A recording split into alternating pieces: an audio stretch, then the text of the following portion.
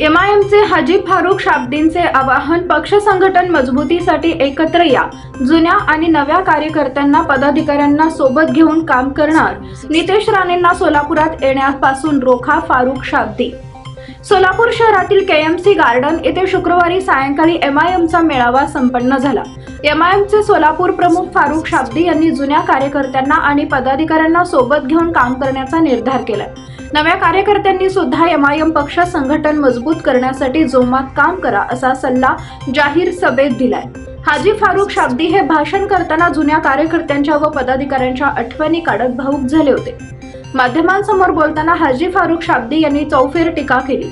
भाजप आमदार नितेश राणेंवर देखील टीका करत त्यावर सोलापूर प्रवेश बंदी घालावी अशीही मागणी केली आहे। भाषणात बोलताना त्यांनी आगामी विधानसभा निवडणुकीत कशा पद्धतीने लढायचं आहे त्याबाबत मार्गदर्शन केले। युवकांनी फक्त घोषणाबाजी करू नये, निवडणुकीसारखी लढायची असते असे सांगितले।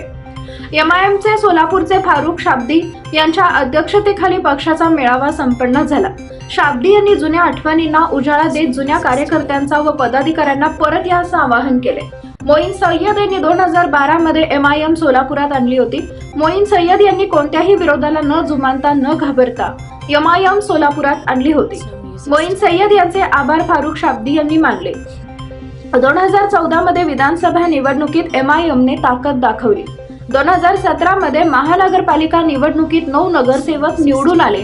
2019 मध्ये मी आलो आणि एमआयएमचा उमेदवार म्हणून मला 38,000 मत मतदारांनी दिले होते। नवीन पदाधिकारी व कार्यकर्त्यांना जितका सन्मान आहे तितकाच सन्मान मी या जुन्या पदाधिकाऱ्यांना देतो असे भावुक होऊन सांगितले। कारण आज जे मी उभा आहे ते फक्त जुन्या लोकांमुळे आहे। माझ्या मनात नवीन जुनं असं काही नाही, सर्वच समान आहे असं सांगत फारुख शाब्दी यांनी सर्वांची मने जिंकली।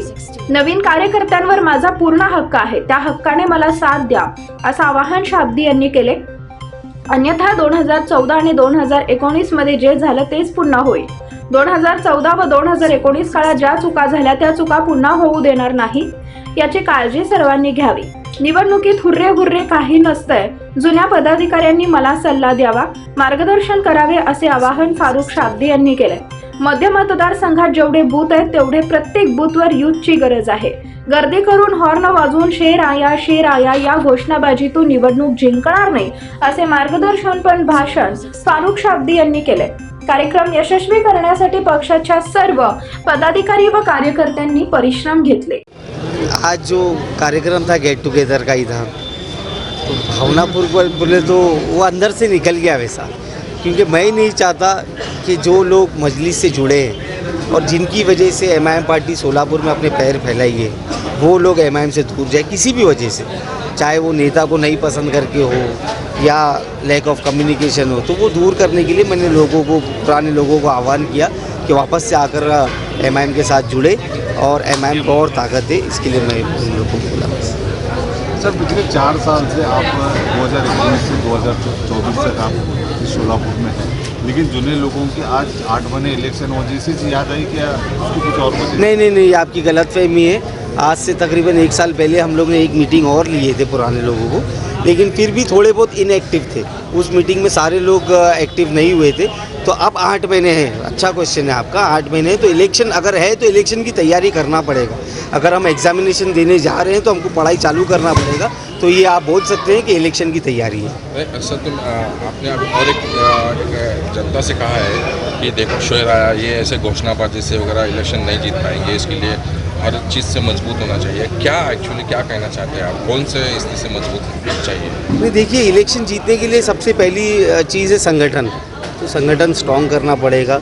और जैसे कि नेशनल पार्टीज़ में नाम नहीं बोलना चाहता, जो काम करती है बूथ लेवल्स पे, मतदार यादी पे अपने पन्ना प्रमुख बनाकर जैसे भी, तो उसी पैटर्न को अगर हम लोग भी अमल में लाते हैं और उसके ऊपर काम करते हैं तो मैं समझता हूँ मैन टू मैन मार्किंग करके हम लोग भी इलेक्शन जीत सकते हैं। सर, महाविकास आघाड़ी के अंदर, महाआघाड़ी इंडिया आघाड़ी के अंदर वंचित पार्टी को समावेश करने की उसी वंचित पार्टी समावेश है बीजेपी के साथ, लेकिन एमआईएम इतनी रिक्वेस्ट करने के लिए इंडिया आघाड़ी के अंदर क्यों शामिल नहीं करेगी? अब इंडिया आघाड़ी वालों को मालूम होगा कि हमसे क्या एलर्जी है।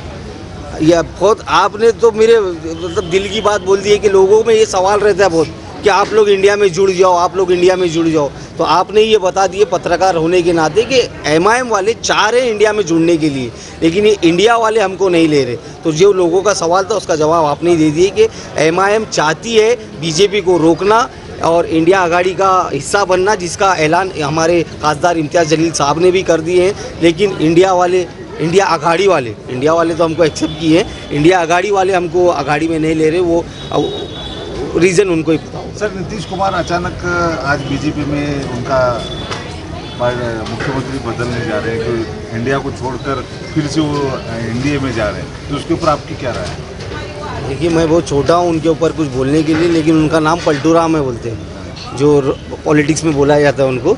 तो अगर वैसे आदमी के भरोसे आप भाजपा से लड़ने के लिए अगर आघाड़ी बनाएंगे तो मैं समझता हूँ बनने से पहले ही वो आघाड़ी बहुत वीक है, वो नहीं चलने पाएगी। सर, तेलंगाना के मुख्यमंत्री और अकबरुद्दीन अवैसी इंग्लैंड में एक मीटिंग करे, उसकी वजह क्या आपको समझ में?